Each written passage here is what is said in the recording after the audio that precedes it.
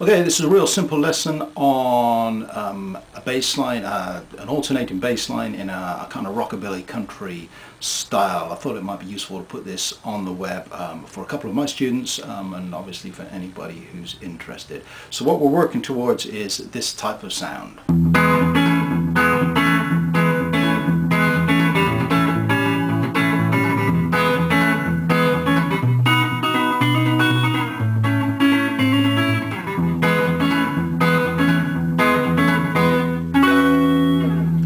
That kind of Scotty Moore mystery train, that type of thing. So that's what we're working towards. Nice and simple, 2-minute lesson, and basically it starts with just the alternating bass. So on beats 1, 2, 3 and 4 we're hitting a bass note, holding down an E chord, and we're just going to use the thumb from 1, 2, 3, 4. So from the 6th string to the 4th string, 1, 2, 3, 4. That's the essence of the whole thing. Obviously a little bit faster than this.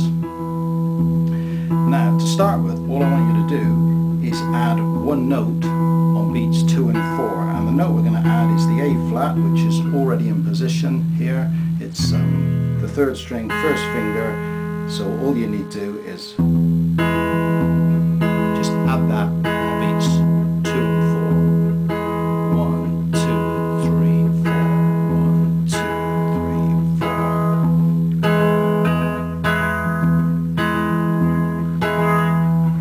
Simple as that.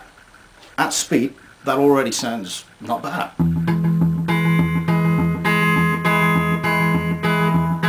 Okay, but what we want to do is add a little syncopation, a little bit of rhythm, a little bit of variety to that. And the key thing to do is on the last of those beats, so 1, 2, 3, 4, on that beat, we're actually going to split up. Instead of playing these two simultaneously, we're going to take the treble note, the A flat, and play that on the upbeat of 3. So we're going to get this 1, 2, 3 and 4. Okay, I'll do it again. 1, 2, 3 and 4. So all we're doing is bringing that last treble beat half a beat earlier. We get this.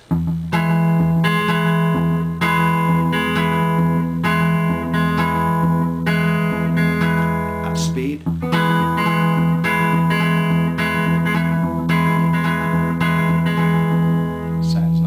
That's essentially it. That's everything that I was doing. Now I'll show you 3 more things that we can add to that to make it sound like the thing that I did at the beginning of the video. The first thing is heel damping. If we rest the heel of our hand on the bass strings, we get that sound. If you use a thumb pick, you can get that driving even more. So the difference, instead of when it rings out, so that's the first thing.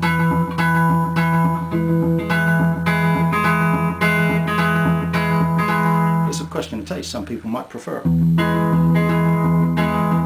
I kind of like that drive in.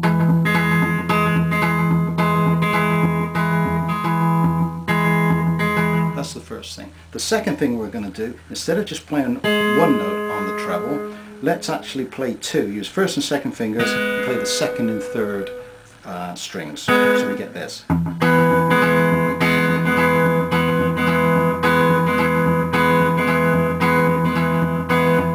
It gives us a bigger sound.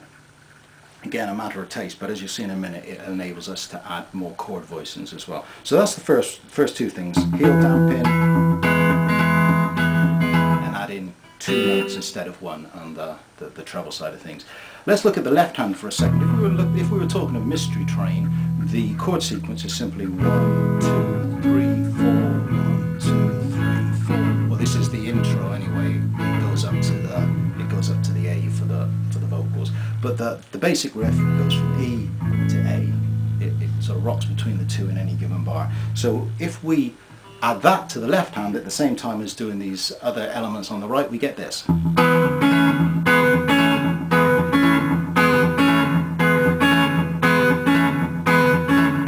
Which is where we started from, and that's all there is to it.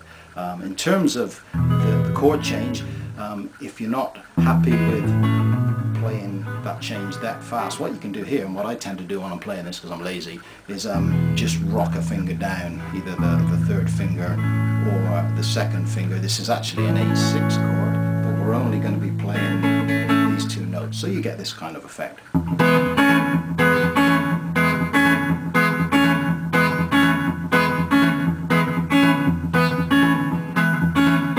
Just where it comes from. Okay, you can use other chord voicings, do exactly the same with other chord voicings. If we went up to the A,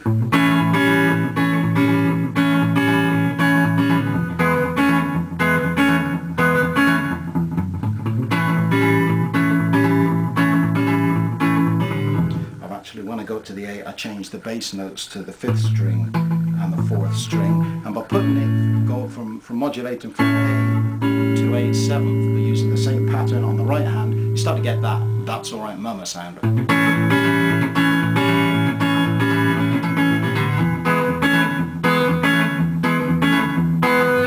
And the only other thing I did at the beginning, when I play exactly the same pattern up here on the B7th, you can extend the pattern and add a few extra little hammer-ons. And all I'm doing there. So I'm taking the same principle, 1, 2, 3, 4, 1. So on the second bar, my first beat, I'm getting a hammer-on, so I'm getting that nice little, and then I'm playing in between beats 3 and 4. So it's just an extension of what we've already talked about, just adding an extra in-between note at the end. So a